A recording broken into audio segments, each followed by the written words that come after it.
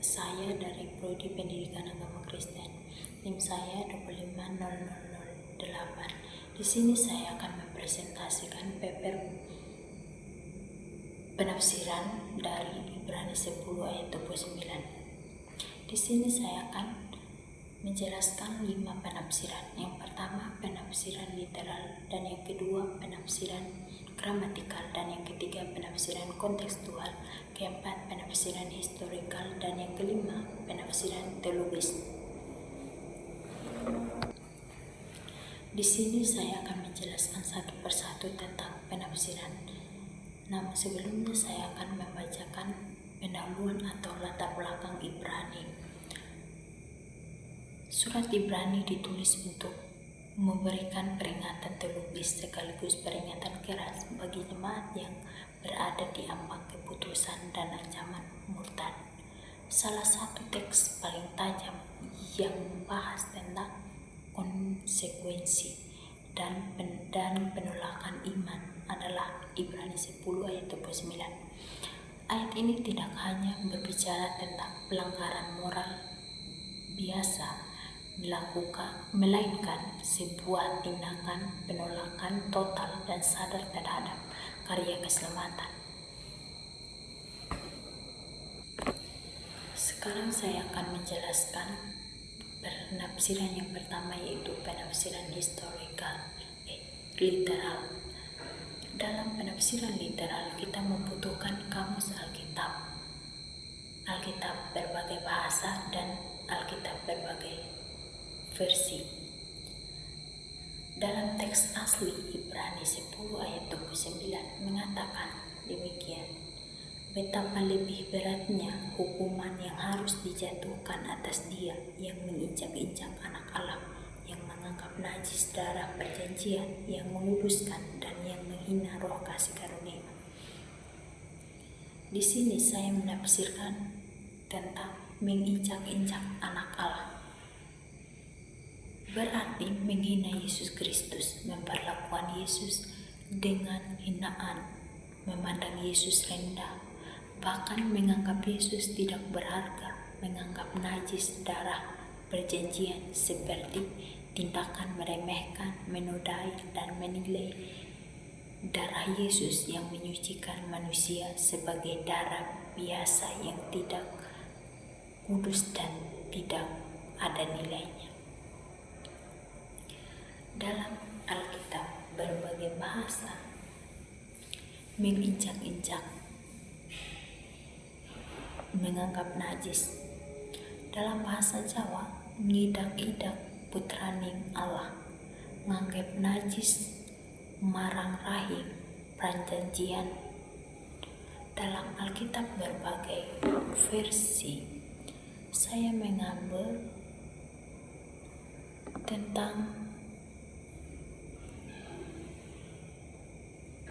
versi terjemahan sederhana Indonesia, yaitu bayangkan betapa jauh lebih berat hukuman bagi orang yang menginjak-injak anak Allah.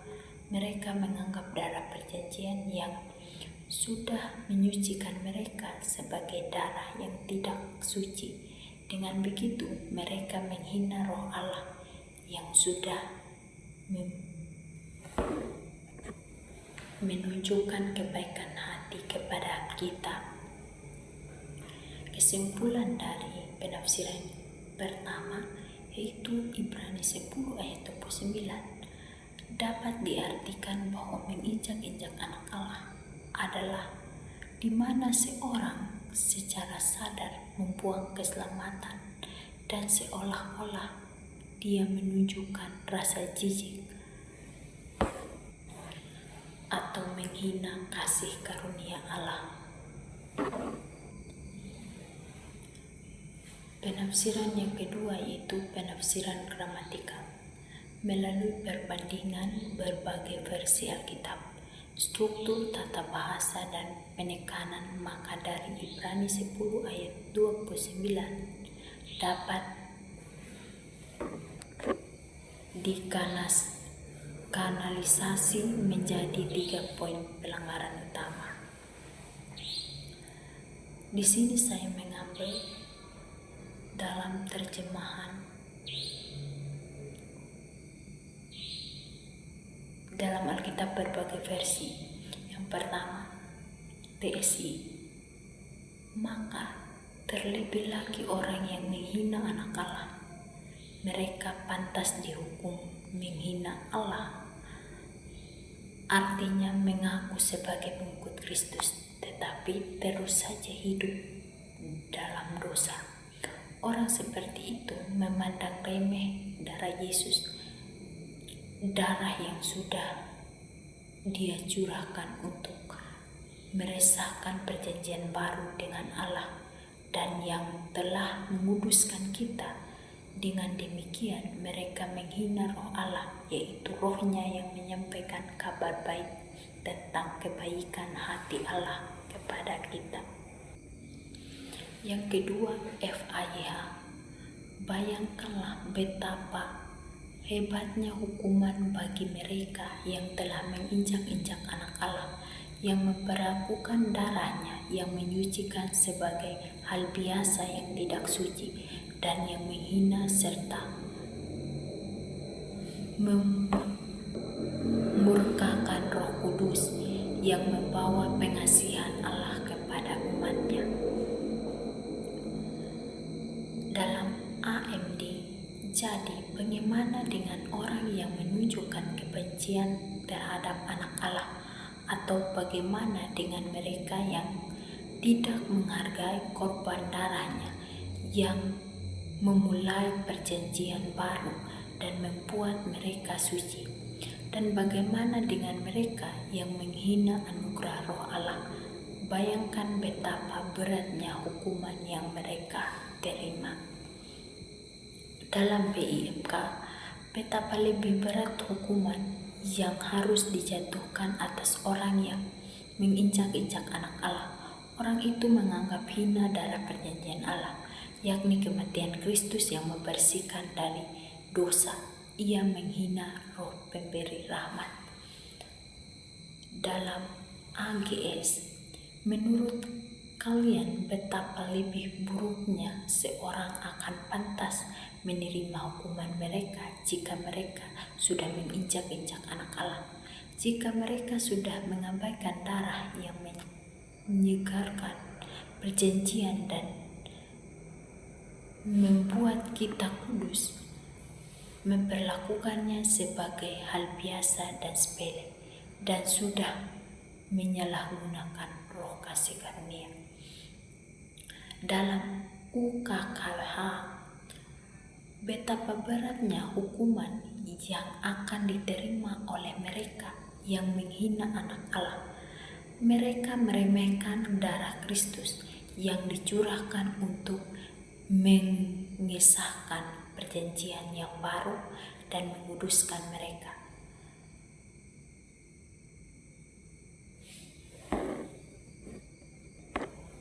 Bahkan mereka juga menghina roh Allah yang telah menunjukkan kebaikan hatinya. Dalam PBTB2, bayangkan betapa lebih beratnya hukuman yang harus dijatuhkan atas orang yang menginjak-injak anak Allah dan menganggap najis darah perjanjian yang menguduskan dan menghina roh anugerah.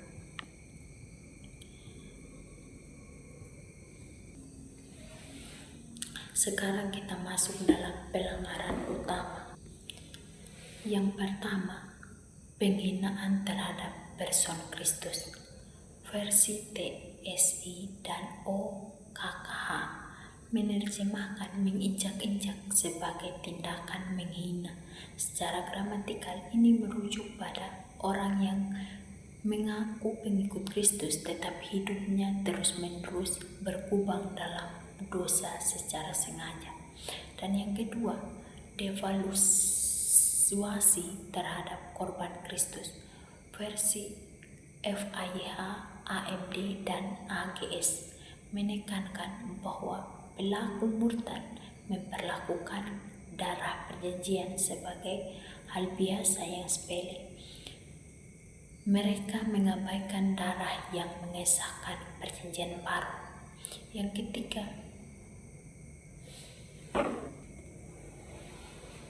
pelecehan terhadap Roh Kudus. Versi BIMK dan PBTB2 menekankan frasa menghina roh anugerah pemberi rahmat.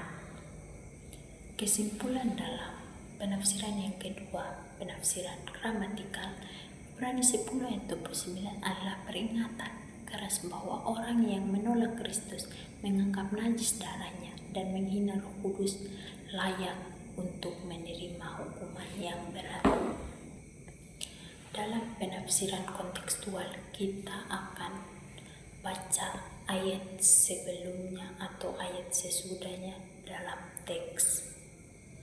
Contoh dalam Ibrani 10 ayat 29.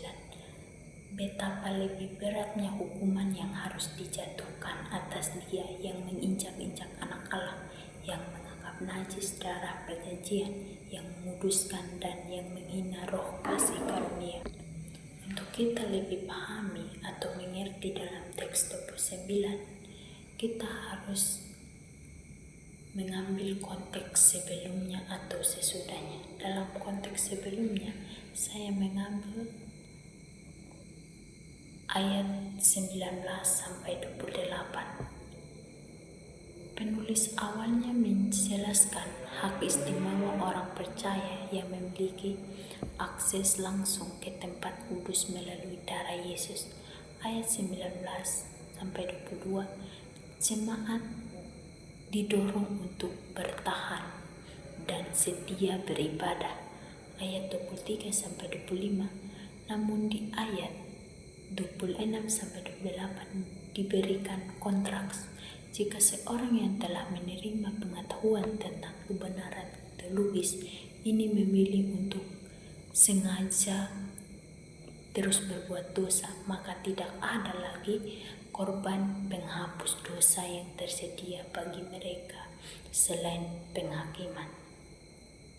Dalam konteks sesudah ayat 30 sampai 31, penulis menutup argumennya dengan menegaskan keadilan Allah melalui prinsip-prinsip pembalasan adalah hakku jatuh ke dalam tangan Allah yang hidup, digambarkan sebagai hal yang sangat mengerikan.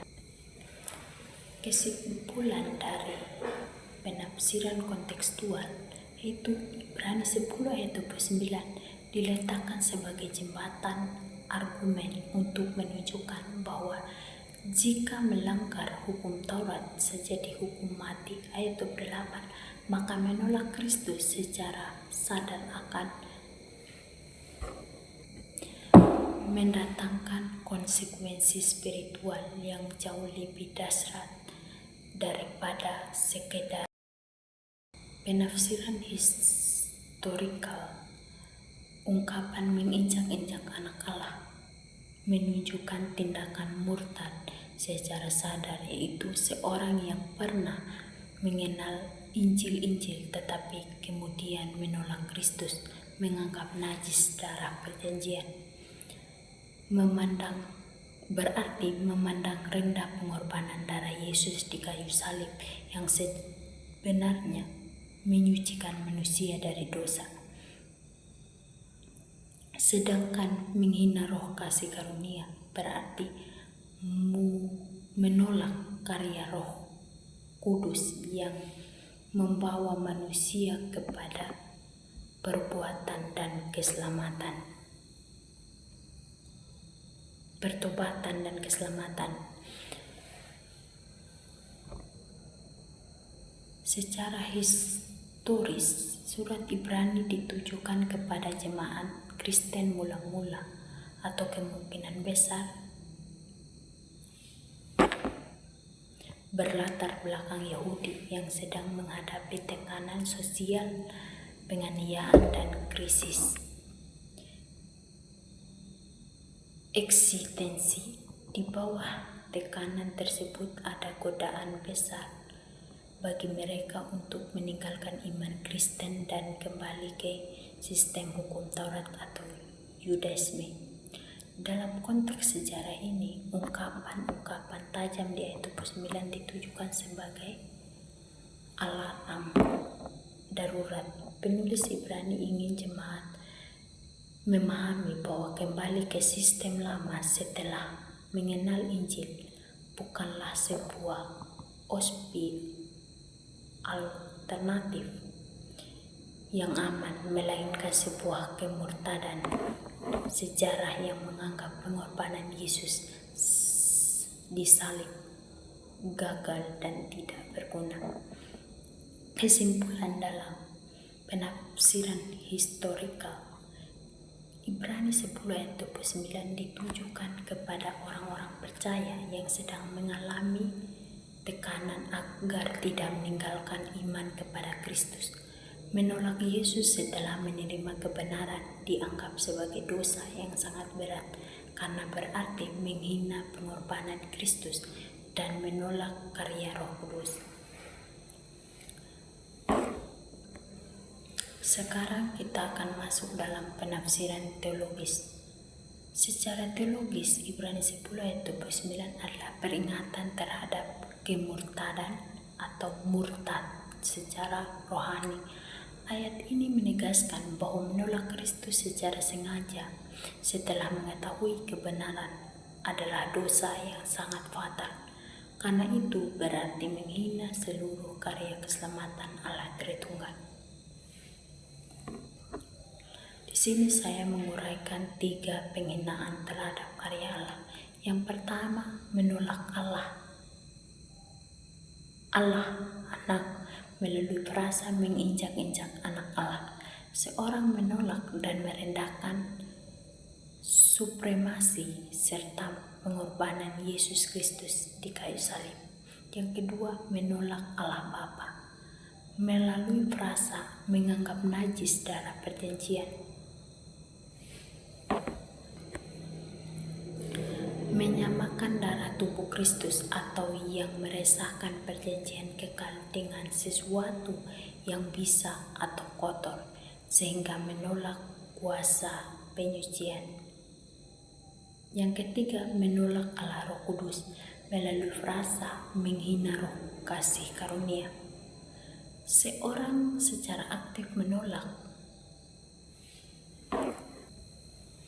mendukakan dan menghujat Roh Kudus yang bertugas membawa manusia pada pertobatan. Kesimpulan dalam penafsiran dari penafsiran teologis yaitu Ibrani 10 ayat 29 menegaskan bahwa kemurtadan sengaja adalah dosa fatal yang menghina Allah Tritunggal karena meremehkan salib Yesus, menolak darah perjanjian, dan menghujat Roh Kudus. Menolak satu-satunya jalan kedamaian ini menutup pintu pengampunan. Setiap mendatangkan hukuman kekal yang berat sekaligus menjadi peringatan keras bagi umat untuk menjaga tekunan iman. Kesimpulan penutup. Berdasarkan penafsiran literal, gramatikal, kontekstual, historikal, dan teologis, Ibrani 10 ayat 29 merupakan peringatan yang sangat keras kepada orang percaya agar tidak meninggalkan iman kepada Yesus Kristus. Ayat ini menjelaskan bahwa menolak Kristus setelah menerima dan mengetahui kebenaran Injil adalah dosa yang sangat berat karena tindakan tersebut sama dengan menyangkal anak Allah dan menghina kasih karunia. Penulis kitab Ibrani menegaskan bahwa pengorbanan Yesus di kayu salib adalah satu-satunya jalan keselamatan bagi manusia. Oleh sebab itu, siapapun yang dengan sengaja menolak karya keselamatan Kristus berarti meremehkan kasih karunia Allah dan menutup dirinya terhadap pengampunan. Hal ini mendatangkan hukuman Allah yang berat karena merupakan bentuk yang disengaja terhadap karya Allah Tritunggal. Menurut ayat ini, orang percaya dipanggil untuk tetap setia, tekun dan berpegang teguh pada iman kepada Kristus. Meskipun menghadapi tekanan penderitaan atau pencobaan, Ibrani 10 ayat 29 menjadi peringatan sekaligus dorongan bagi umat Tuhan untuk menghargai pengorbanan Yesus hidup dalam kekudusan dan tidak menyia-nyiakan kasih karunia Allah yang telah diberikan melalui Roh Kudus. Sekian dari presentasi saya. Sekian dan terima kasih. Amin.